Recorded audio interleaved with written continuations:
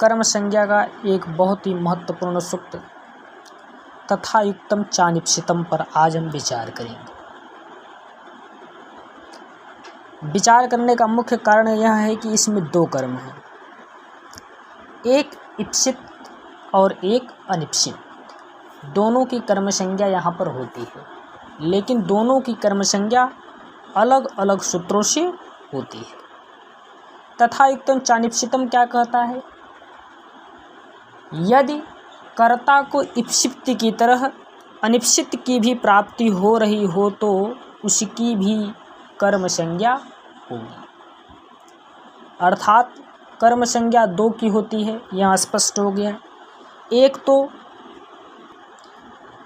एक इप्सित की हो रही है और एक अनिप्सित भी हो रही है। यह सूत्र कह रहा है कि इप्सित की तरह यदि कर्ता को अपनी क्रिया के द्वारा अनिप्सित की भी कर प्राप्ति हो रही हो तो उसकी भी कर्म संज्ञा होगी। इसका उदाहरण है, यानी दो की कर्म संज्ञा प्राप्त हो रही, एक इप्सित की भी और एक अनिप्सित की भी। जैसे उदाहरण में दिया है, ग्रामम गच्छन तृणम स्पर्शत, यानी घर जाते हुए तृण को स्पर्श करता है। यानी उसका मुख्य कर्म क्या है? उसका इप्सिततम क्या है? घर जाना। वह घर जाते हुए तृण को स्पर्श करता है। यहाँ पर जो तृण है वह तृण को स्पर्श नहीं करना चाहता, वह उसका अनिप्सित है, क्योंकि घर जाना उसका डेस्टिनेशन, मेन कर्म उसका क्या है? घर जाना। जैसे हम स्कूल जाते हुए, जैसे गेहूं या धान जब पक जाता है तो हम घर जाते हुए उस पर स्पर्श करते हुए चले जाते हैं, लेकिन हमारा मुख्य क्या होता है? मुख्य कर्म हमारा क्या होता है? स्कूल जाना। इसी प्रकार घर जाना उसका मुख्य कर्म है और तृण स्पर्श करना उसका अनिश्चित है, लेकिन घर जाते हुए उसे तृण की भी प्राप्ति हो रही है। यह सूत्र भी कह रहा है यदि इप्सित की तरह अनिप्सित की भी प्राप्ति हो रही तो उसमें भी कर्म संज्ञा होगी। अब यहाँ पर इप्सित क्या है?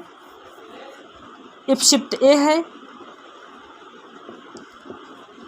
और अनिप्सित ए है,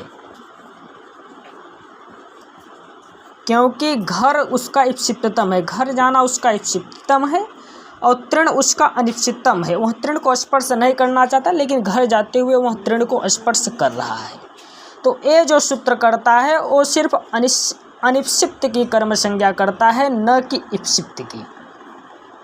ये सूत्र सिर्फ अनिप्सित की कर्म संज्ञा करेगी, यानी तृण का जो उसका मुख्य, उसका इप्सित तो नहीं है लेकिन इसकी भी कर्म संज्ञा होगी, क्योंकि वह गांव जाते हुए तृण को स्पर्श करता है। गांव जाना उसका मुख्य कर्म है, तृण को वह स्पर्श कर रहा है, उसका यह अनिप्सित है।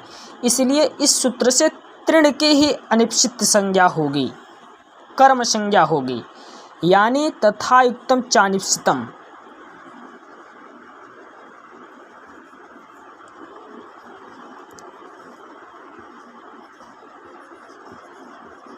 तथा युक्तम चानिप्सितम से इसकी कर्म संज्ञा होगी